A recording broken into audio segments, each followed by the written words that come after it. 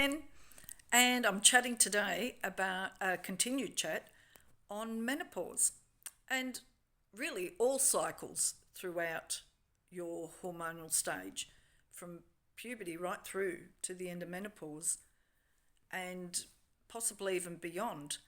And I did speak on this last week, and it's a really interesting subject. And there's not to me, there's not a whole lot out there. Everybody's got a different point of view. So, my message really, and what I'm talking about, is really staying in touch with who you are, really getting to know yourself, know your cycle, and to have a conscious awareness or awareness consciousness of your body and how you're feeling and who are you. Where are your emotions not resolved from your past? Where are you still hanging on to fear, bitterness, hurt, disappointment? And it's okay to acknowledge your emotions and know that you've got them, but it's whether you've worked through them or not. Can actually have said that you don't have a connection to that emotion anymore, to whatever happened in the past, whether it's a feeling of not being good enough, it could be some abuse in some form, that you're no longer emotionally attached to that, even though you can still know the story, you can talk about it, it's part of your life, of course, but you're no longer attached to it. So if you haven't done that work, it will really show through your emotional menstrual cycle, your emotional perimenopause and menopause cycles, because it will bring it up. It's trying to clear it. It's trying to get you to be clear of all those emotions so that you can just be emotional, but of what's happening in your life in the present, not from the past. So that everything's not coming together and clunking together like dishes breaking because they're just stacked one on top of the other. This is not about breaking. This is about knowing your cycle, knowing your flow, allowing feelings to come up and not pushing them aside. A lot of women through perimenopause and menopause, it's a very busy time of their life. You might be dealing with teenagers who are going through puberty and they've got their emotional stuff going on. You may be working, running a family, running a business. There is a lot going on in a woman's life through these stages. Could be, mostly yes. So you don't have a lot of thinking time or feeling time.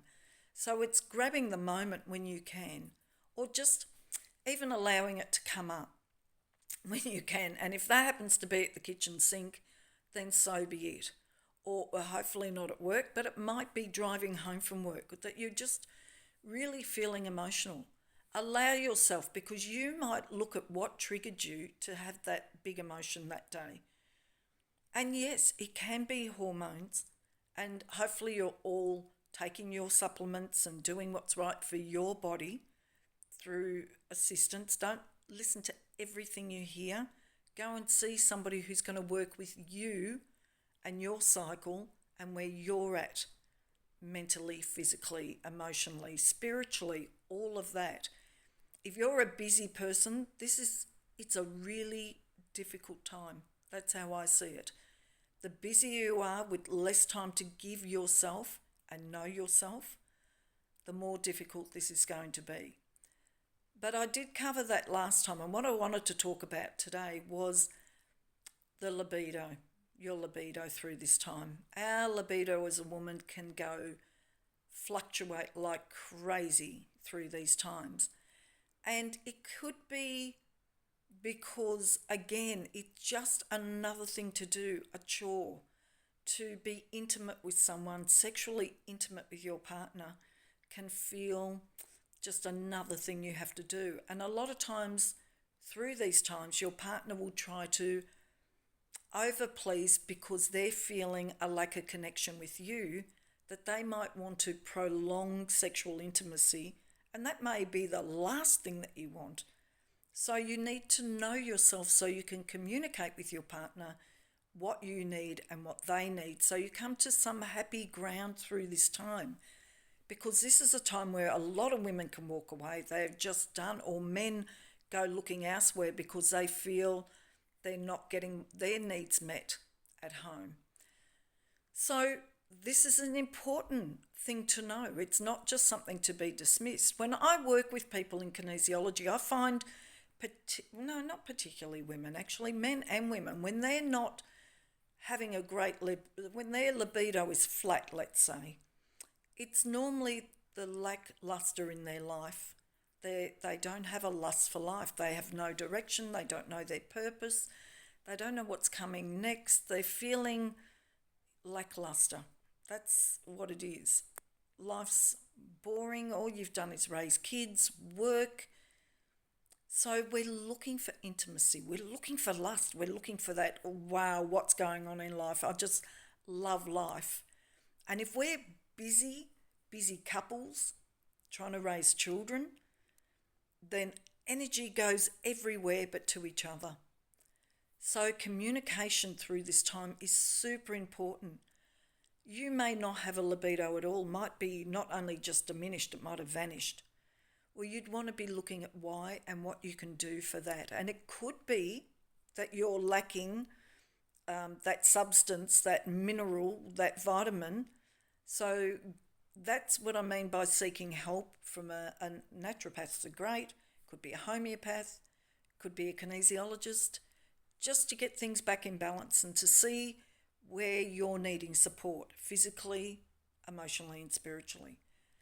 But we need to know ourselves as well. And sometimes, as I was saying, if you can let those emotions come up, that might be the best all you can do right now. That might be the only time that you have, is in the car driving home, on your own, at the kitchen sink once everybody's gone to bed, or sitting on the couch watching a sad movie. You know, there could be triggers that help you bring things up, that you can look at yourself, look at your history, see where you're still getting triggered, where you don't feel like you've got that lust for life anymore from self, not just through what's happening in kids' life or your partner's life, but you. Where are you getting pleasure in your life that you can bring that pleasure into your sexual intimacy life with your partner? Because it's a great thing to carry through, to stay close with your partner, to work on that, what binds you at the end of the day, that no one has but you two. You know, intimacy is a beautiful thing and doesn't have to be sexual either. Intimacy might just be, for now, that date night, that cuddling on the couch, that beautiful holding in bed. So don't misunderstand that you have to have sex and find a way through that. It's about being touched. It's about staying close, and staying close to yourself and opening your heart and not closing it off through these times. So libido, I've written down here, libido equals lust of life.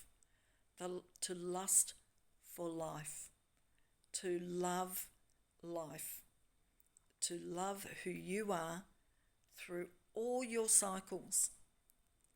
And I always use the term good, bad, or indifferent, because we have cycles in life, daily cycles. And we are affected by so many things. You know, I just can sit here and I go, we're affected by the moon cycles. We're affected by radiation, the electrical waves, by other people's emotions around us, by education, by the busyness. We've got a lot of interference in our lives, so to stay centered can be a difficult thing. So it really does take practice. And yes, it might seem like an effort, and so some women choose to go off and get HRT because it's just the easiest way to go for them. And I'm not going to knock anybody. Whatever you choose, you choose.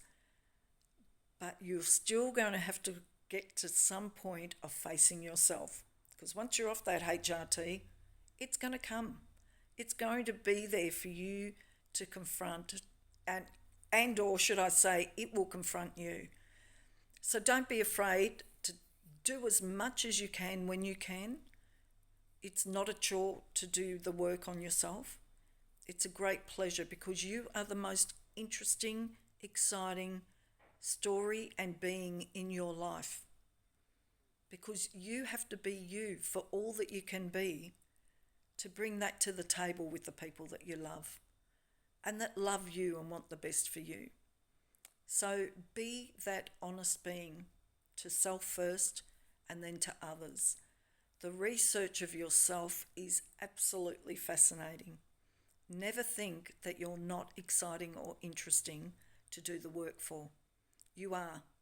And the more you do it, and the more you know yourself, and this is not egotistical love, this is true self-love, to know that your God-given right is to love yourself and be connected to all that is, the source, that energy of divineness. So don't be disappointed, or don't be told that you're frigid when you're going through these times. Know that it is a stage. It's just a passing of your life. It's asking you to give yourself time and to look at where you can get excited about who you are in this time of your life. Enjoy your day. It's an absolutely glorious day out there today. So go and enjoy every moment. Bye for now.